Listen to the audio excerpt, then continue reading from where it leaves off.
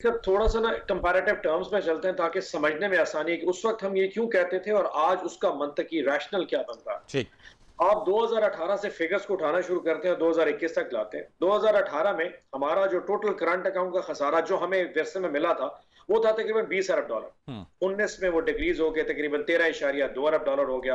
उन अपना 20 में आके जब वो डिक्रीज हुआ तकरीबन 7 अरब डॉलर पे, और इस साल 1.8 अरब डॉलर पे। इस साल हमारा जो प्लान है, जो वो हमें नजर आ रहा है, वो तकरीबन 9 अरब डॉलर पे हमारा खसारा होगा। हम्म। अब हमने कभी ये प्लान नहीं किया था कि कोविड आएगा 2021 में और उसके रिपरकशंस भी आएंगे। ठीक है। अब इस पूरे कोविड के तनाजुर में देखें तो पूरी दुनिया की जो इकोनॉमीज के जो इस वक्त रिजर्व्स हैं वो डिप्रिशिएट हुए हैं, और पूरी दुनिया की जो करेंसीज हैं वो डिप्रिशिएट भी हुई हैं। आप सिर्फ पाउंड का आज सिर्फ देख लें, पाउंड आज 11.33% के ऊपर डेप्रिशिएट हो गया। जापानीज येन 7.64% पे, यूरो भी तकरीबन 7-7.5% के ऊपर है। पाकिस्तानी जो हमारी करेंसी है वो भी तकरीबन 11.5% पे डेप्रिशिएट हुई है। अब ये वो फीचर्स हैं जो यकीनन कोई गवर्नमेंट पहले प्लान नहीं कर सकती थी कि जब कोविड आएगा ठीक। उसके हालात से हालात कैसे होंगे। हमारा प्लान ये था, और हम आज भी इस चीज पे एक्सपेक्ट करते हैं कि सस्टेनेबल डेवलपमेंट होना चाहिए। हमारे पास इस वक्त जो टोटल रिजर्व्स है 19 अरब डॉलर है।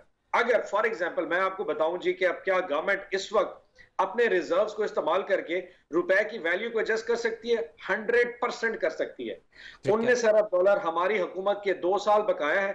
अभी 4-5 अरब dollar state bank of Pakistan market में फेंके, आप रुपए की डिवैल्यूएशन को फौरन देखें, वो नीचे आना शुरू हो जाएगी और रुपया शायद 160 के ऊपर ब्रेक मार जाए। ठीक है। लेकिन नहीं, अगर प्लान ये है कि 2023 में जो आएगा उसको खाली खजाना दे के जाना है, बिस्मिल्लाह हम कर देते हैं।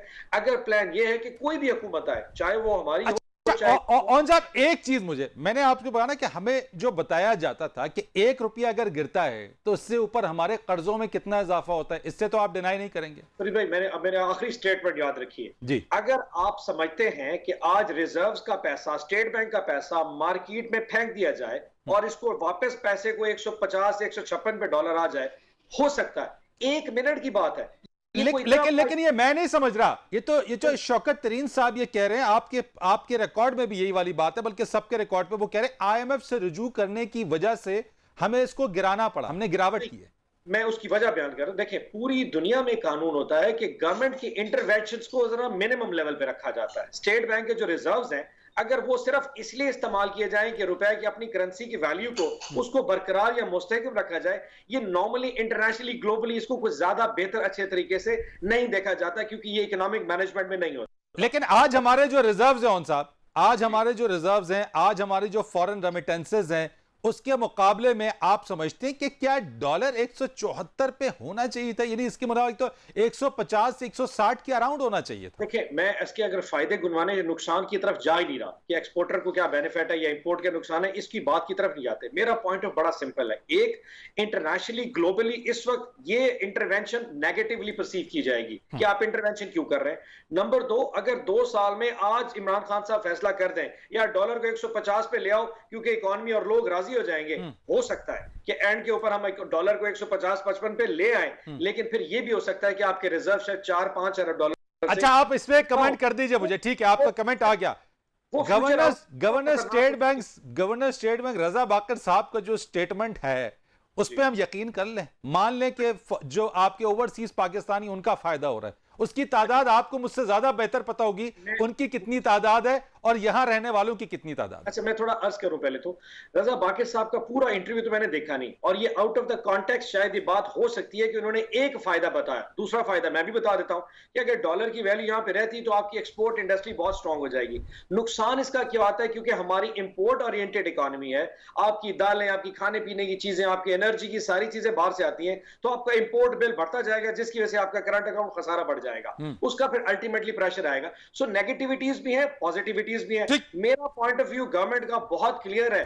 अगर आज सिर्फ ऑपोजिशन को या अवाम को 1 मिनट के लिए स्टीरॉयड का ये राजी करने के लिए, ठीक है, राइट, अगर ये जो होप है ना ऑन भाई, बिल्कुल ठीक है आपकी बात। इससे सवाल पूछेंगे ना तो ये गुस्से में ये आया करते कि शायद हम आते हैं। अब आप इस वक्त टॉक शोज देखें, हमारे ऑपोजिशन के जितने दोस्त आते हैं वो आते साथ ही पता नहीं हर सवाल पे गुस्से में आ जाते हैं जी। इवन कि आपका ताल्लुक भी पीटीआई से दिखा दिया। लेट मी मेक 2-3 चीजें। बात ये हमारा तो मामला ये मीडिया का कि अगर हम दुरुस्त बात करें तो हर कोई अपना अपना जो है वो तर्जुमानी का लगा देता है, हम तो अपना काम करते हैं। बिल्कुल नहीं फरीद भाई, हम तो कभी ऐसा नहीं कहेंगे। आपका सवाल पूछना आपका हक है और जवाब देना ये हमारे फराइज में शामिल है, अदरवाइज हम गवर्नमेंट किस चीज के। लेट मी क्लैरिफाई, मैं 3 चीजें पहले बता दूं। निहाल हाशमी साहब ने फरमाया कि इनकी गवर्नमेंट में पता नहीं क्या, शायद यहाँ पे तेल निकलता था पाकिस्तान की सरजमीन से। जब इस वक्त हमें हुकूमत देके गए थे तो पाकिस्तान के ज़र मुखातब 5 अरब डॉलर से भी नीचे थे, यानी कि बिल्कुल बैंकरप्ट होने पे मुल्क तैयार था। क्योंकि इनको कम से कम ये जरूर पता होता है कि ये 5 साल हमारी हुकूमत है, 5 साल बाद किसी और ने आके भोगना है। तो ये कभी वरी नहीं करके जाते कि वापसी पे क्या चीज छोड़ के जाए। नंबर 2, तेल के टैक्स के हवाले से वो कह रहे थे तेल की कीमतें बहुत बढ़ गई। मैं सिर्फ क्लैरिफाई कर दूं कि पाकिस्तान की तारीख में सबसे ज्यादा अगर कभी पेट्रोल की लेवी और जीएसटी लगा है तो वो 52% लगा है, और वो एग्जैक्टली जो महीना था वो जनवरी 2016 में था।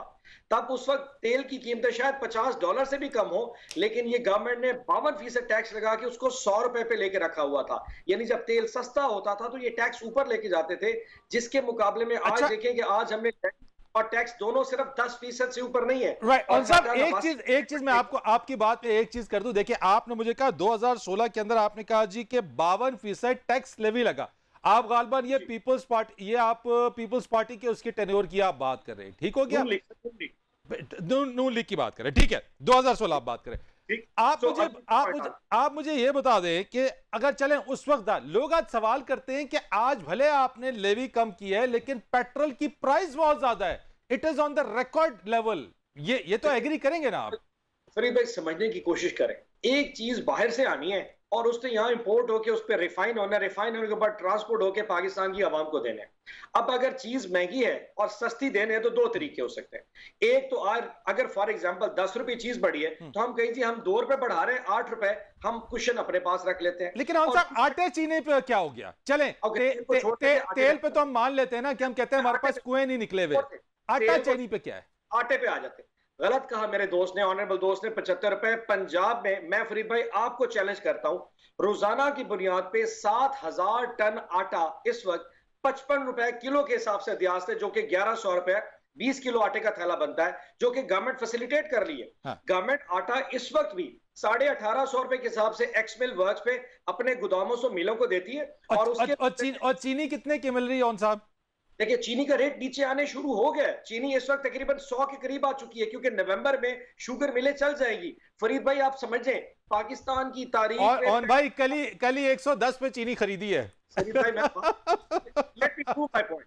आप देखिए, इस वक्त सीजन का एंड हो चुका है। शुगर मिलों ने अखबार में इश्तिहार दिया है कि हम गवर्नमेंट से इस्तदा करते हैं कि नवंबर में क्रशिंग ना शुरू की जाए, जबकि हम 1 नवंबर को ही शुगर मिलें चलवा देंगे। क्रशिंग शुरू हो जाएगी, रेट 90 से भी नीचे आ जाएगा, क्योंकि पाकिस्तान की तारीख में पहली दफा 100 मिलियन टन इस साल गन्ना पैदा होने जा रहा है। चलें, तो ये डिमांड एंड सप्लाई है।